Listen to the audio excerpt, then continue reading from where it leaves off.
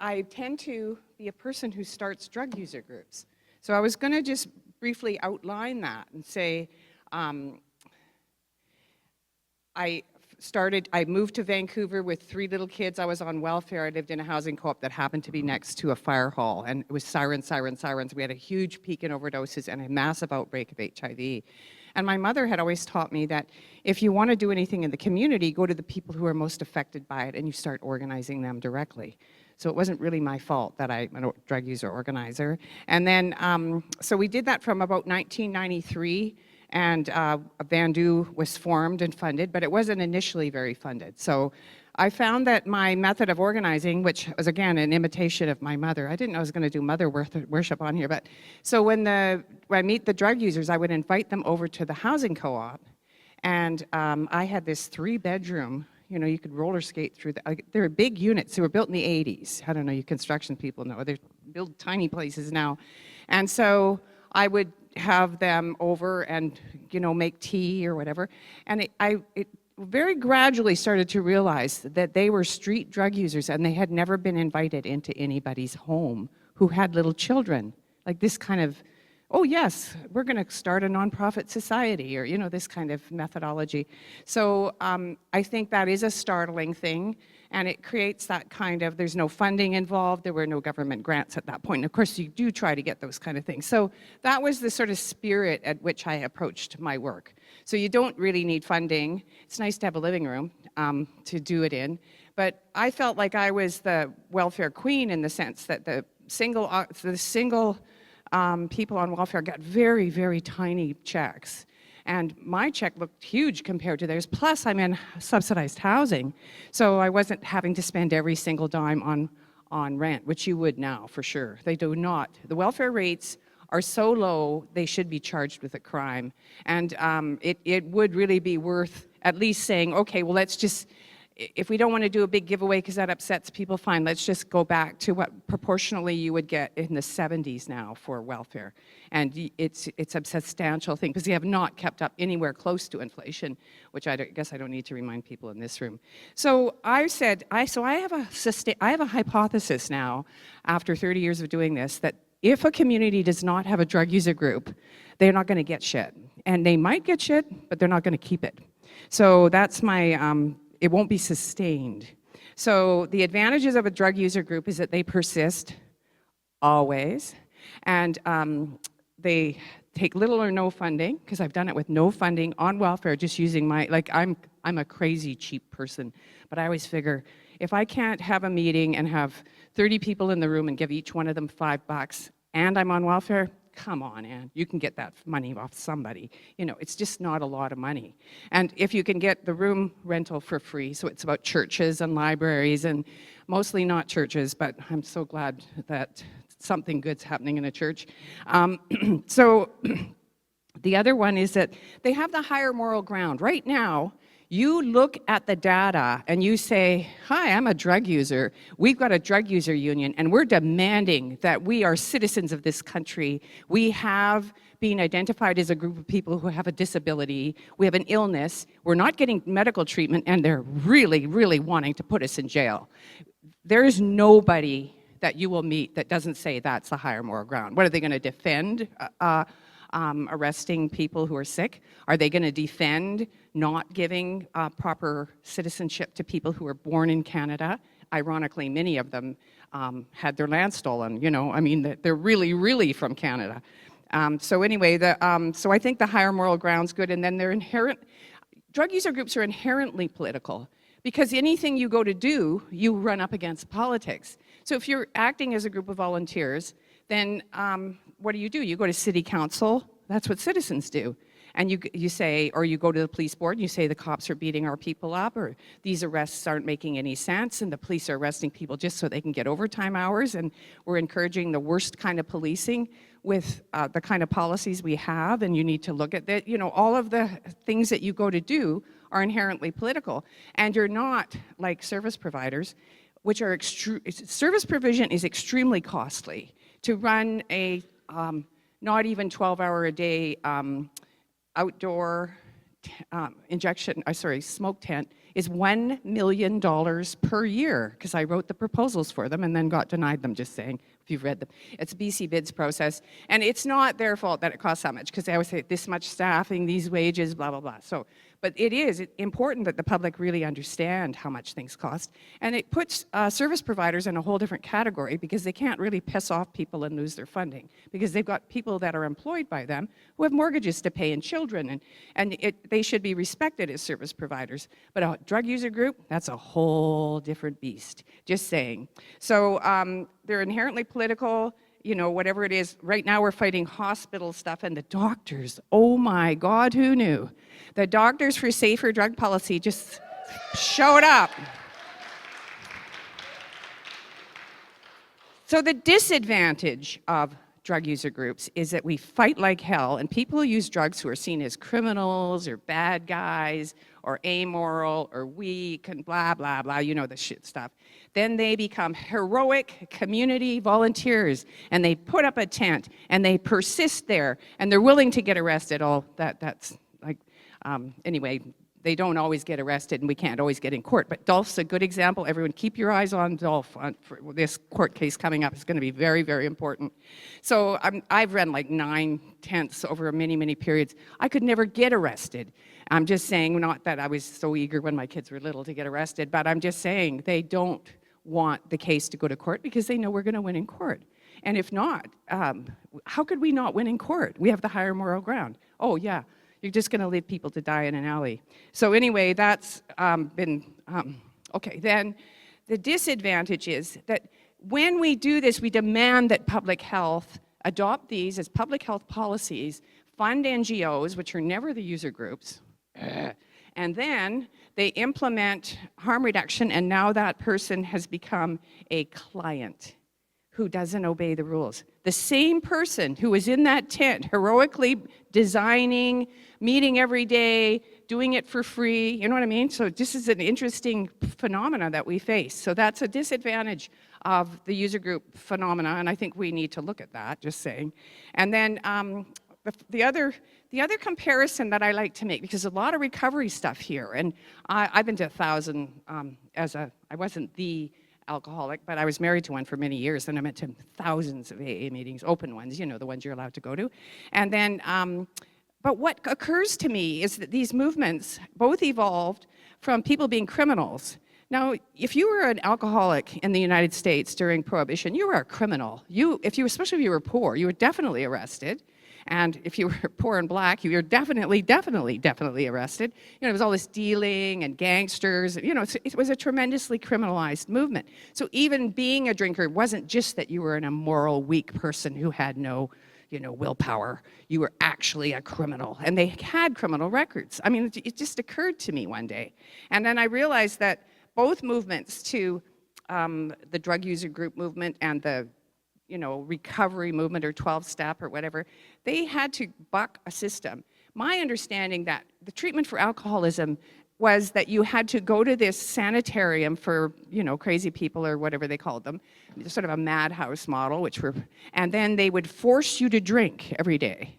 And these guys said this didn't work for them, so they had this whole Oxford group thing. I mean, it was a resistance against well, I don't know if they had to fight off criminalization. They certainly had to fight off their own crushed lives because of criminalization and being viewed as criminals. And that is a huge parallel between when alcohol was made illegal and drugs made illegal. And the other thing that I think is another parallel is they're both run by volunteer governance structures, and they can run with almost no money. Like, yeah, just fund us and see what happens. They've disfunded us before and saw what happened, and we just kept going. Drug user groups can keep operating, especially, the first iteration I was saying, they came to my living room. They all had my home number. I mean, they'd have to find a phone, but they knew where I lived. They could buzz my buzzer. And so it was a different thing than saying, well, how you have to set healthy boundaries and you're not allowed to have your clients come to your home, and I don't know, you service provider people must know more about this than me. I just know that those things are tossed around, and these are often done for very good reasons, because someone might be exploiting someone to, do work for less than minimum wage or even sexual exploitation. We won't get into that too much because of the 13 stepping. But anyway, so my complaint, here's my complaint.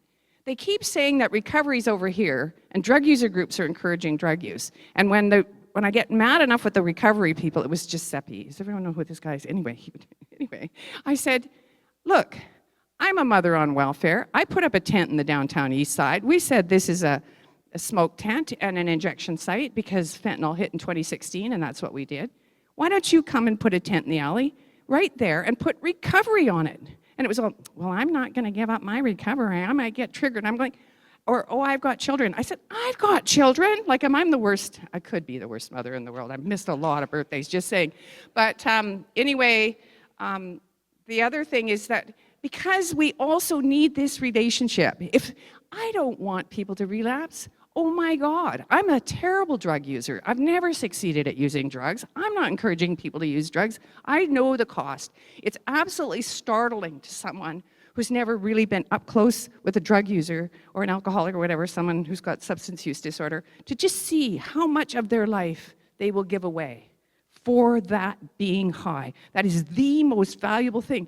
And it's a hard thing to finally just get to the point in your life where you go, people either use drugs or they don't.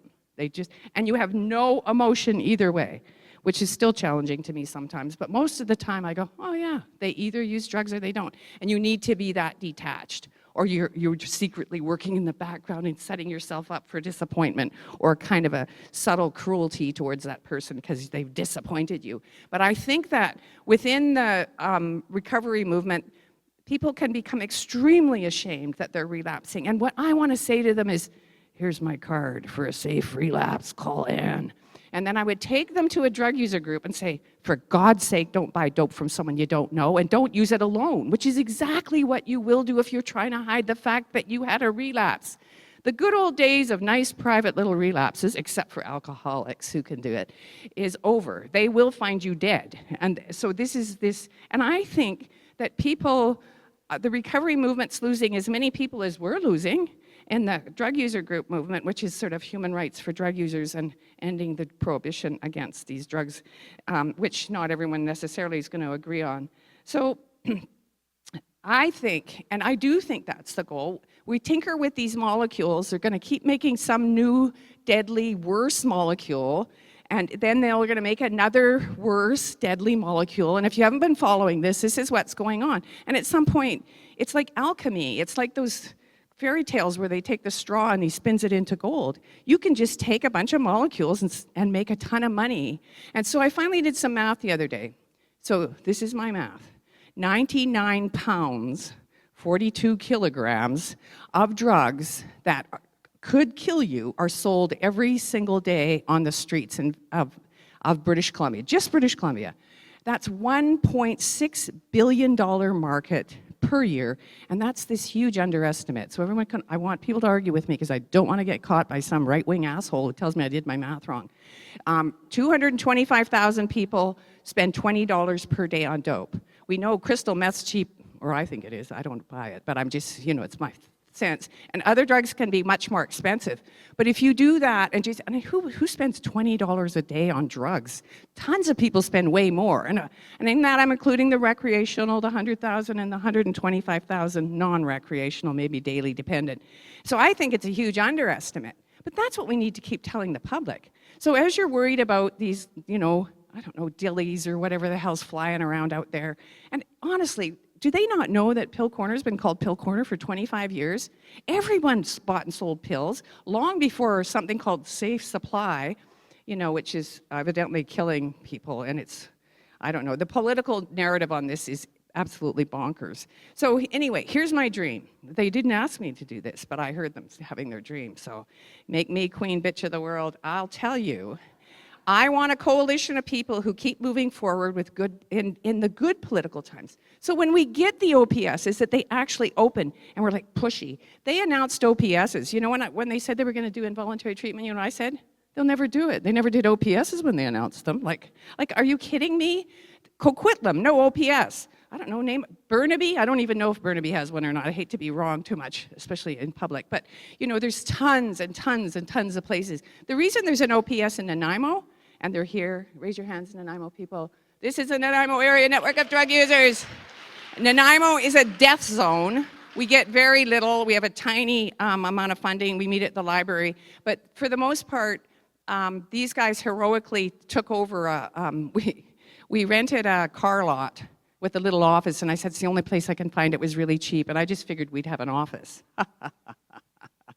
And within a day or two, we had 100 people, or within a month, or I don't know how long, 100 people a day, 12 hours a day, 7 days a week. And when we shut that, of course, the RCMP called up the owner of the land and threatened him with civil forfeiture. This is another whole topic. We need to do a whole thing on civil forfeiture. And he wouldn't release to us, but we were there for a full year. And when we shut down, the overdoses in Nanaimo doubled, and they had already opened the $1 million one. That was only open from 11 till 8:30. It's still only open 11 to 8:30, which just burns my ass. So when we get an OPS, we all need to push to say, you can't shut an OPS at 8:30 at night. You know what I mean? To do that kind of, just keep going that extra mile and keep the pressure on and keep the pressure on in the good times. That's when we're getting funding. And as Guy, where are you, Guy? Guy's got doomsday politics coming towards us. Well, we basically have the same strategy in the good times and the bad times, which is persist, persist, persist. So a strategy to confront and condemn the endless increases to police budgets. I don't know if you're noticing this. They always get an increase. And when they take money and give it to the police, it means there's less money for recreation for our children. And, you know, anyway, it's really true. And and they've never not, the Vancouver City Council one year denied an increase to the Vancouver Police Department. They went to the Solicitor General, and he told the City Council, City of Vancouver, had to give them the increase. And I thought, well, who is in charge of the police then? It's not clear to me, and it's worse when it's CRCMP. And then in Nanaimo, CRCMP never met with us once, ever, not once. And there's been a version of NANDU for 5 years. And we ask all the time, bylaws won't meet with us. We get these strange kind of, you know, it's kind of like an ick factor. Somehow they're going to catch something if they meet with us. So anyway, that's my dream, is that we start to really have a political strategy where we're saying, what is our education strategy? What's our media strategy? What's our community organizing strategy? Because the legal strategy and the advocacy, it gets old. At some point, you really need to follow up on every single case of someone being kicked out of a hospital by a security guard at 2 o'clock in the morning.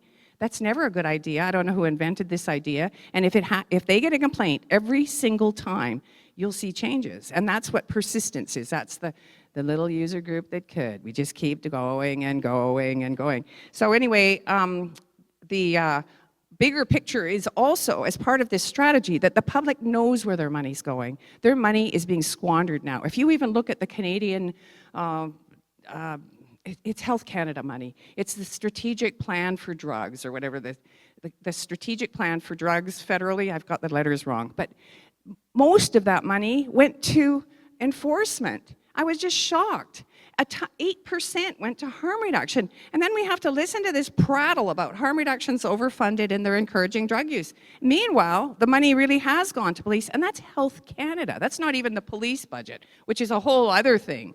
So when we need that real way we can share this information with ourselves and with each other and make either beautiful little films, whatever really, really works, and memes. And so I'll use social, I don't know how to do any of that stuff, but I know it's extremely, extremely effective. But if we don't have, this is my thing. I want the recovery people at the table. I want the drug user people at the table.